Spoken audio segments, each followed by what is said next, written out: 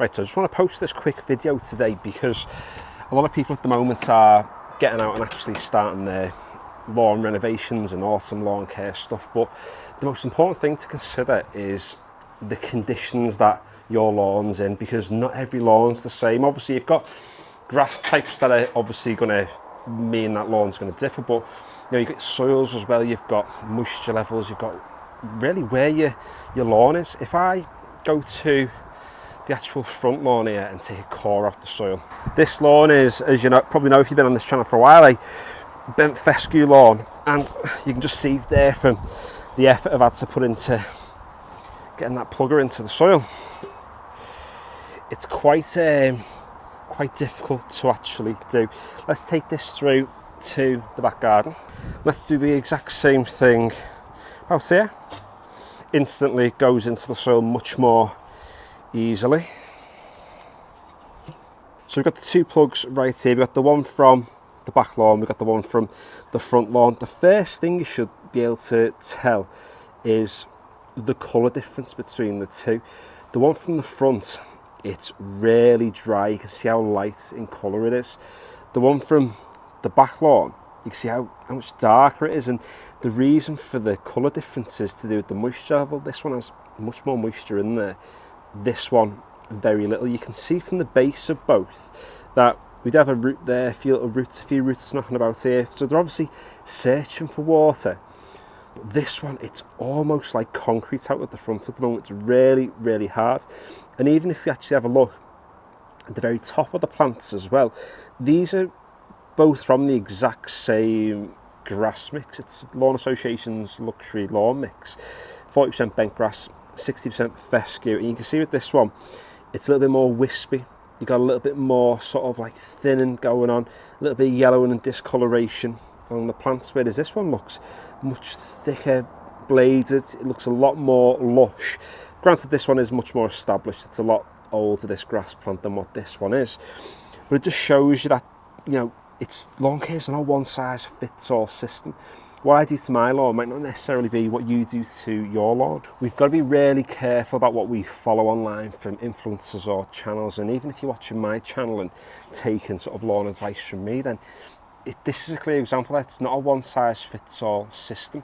I've posted some videos recently about autumn lawn care, and the main message I'm trying to send in those videos is look at your lawn, use the eyeball test. It can be quite difficult if you're a novice to know what to do, but if you're not sure, buy yourself one of those pluggers. Just get them from Amazon. I think it was like 20 quid or something like that. It's fairly cheap, and that'll give you a good indication of what your soil is doing, what your grass is doing, and that way it'll help you to determine what you might need to do to yours. If I was to renovate any of these lawns now, it'd certainly be this one first, because it's got the moisture there. That moisture level is going to help the plant to recover, to thrive. If I was to get out and scarify this lawn today, that's absolutely baked. I'm going to have to water it to absolute death. And even if I was to leave the sprinkler on now for half an hour, there's no way I'm going to be able to actually get moisture into this entire core, or to that depth. This one, I don't even need to water this lawn because the moisture's already there. So if you're not sure what to do to your lawn, or you think it might be a little bit too early, if you've got some discoloration going on, then take a core from it, have a look, maybe give it a little bit of time. Don't just water it once, let nature do it for you, and to actually get that soil working well, because the health of your grass is down to the health of your soil. If you've got a healthy, moist soil like this, then your lawn's going to thrive. Soz about the horrible plant and the weird pot, by the way.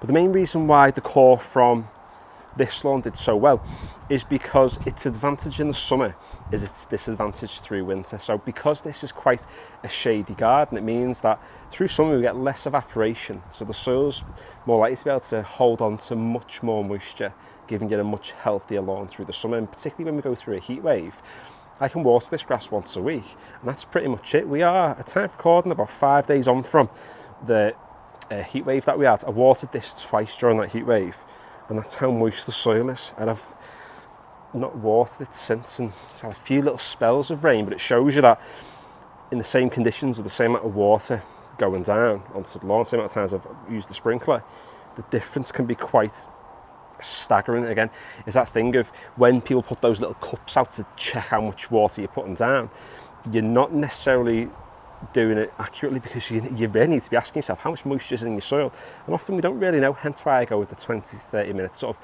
rough idea, because if you do that often enough, then it gives you a much more healthy lawn. What you might not see from online content, especially people who've got really sunny lawns, is really how much they're getting out and putting water down to keep them looking absolutely boss. I've not watered that one at the front a whole lot this year, a few times, and it's food for thought. For me, it's thinking to next year to say, well, I probably need to water it more. Well, I guess it depends on the conditions, doesn't it? But if we do go through another few heat waves next year and it's going to bake, then I know I need to get on with much more water, so that when it comes to this time of year, when autumn lawn care really kicks off, then I'll have a much more moist soil, one that's going to be much more resilient to actually take on whatever changes that I'm going to make to the lawn.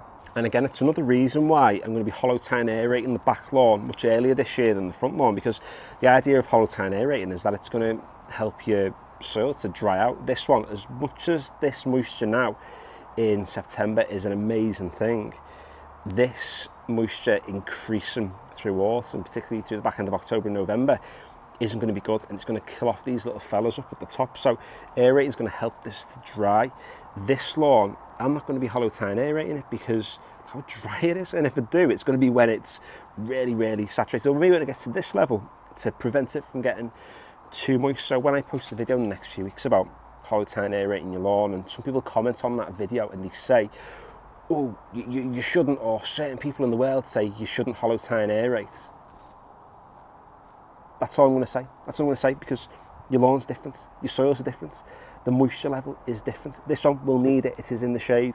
This one will not, it's sitting in the sun and it's baked to absolute death. I could chuck this in the air fryer, it's going to come out looking the same. Chuck this one in the air fryer, it's going to come out looking like this fella. So yeah, just use your common sense, and if in doubt, do now. Don't do anything, because what you do in the next few months is going to determine how healthy your lawn's going to be come February, March time next year. And sometimes you've just got to let nature do its course. So hopefully you've enjoyed today's video or found it useful. I'm going to be posting lots more autumn lawn care stuff over the next few weeks, over the next couple of months, kind of give you a bit of an idea as to how these lawns get on, what I'm going to do to them. We'll learn from last year's mistakes, so making things even better. So if you want to follow along and you haven't already, consider subscribing to the channel, like the video if you've enjoyed it, and leave some comments in the comment box down below with some advice for people, or any tips and things about how you cope with your lawn sitting in the sun for all the summer and all the winter, or how you cope, or the things you've sort of learned from having quite a shady lawn, because it's always going to help somebody. And finally, thanks for watching.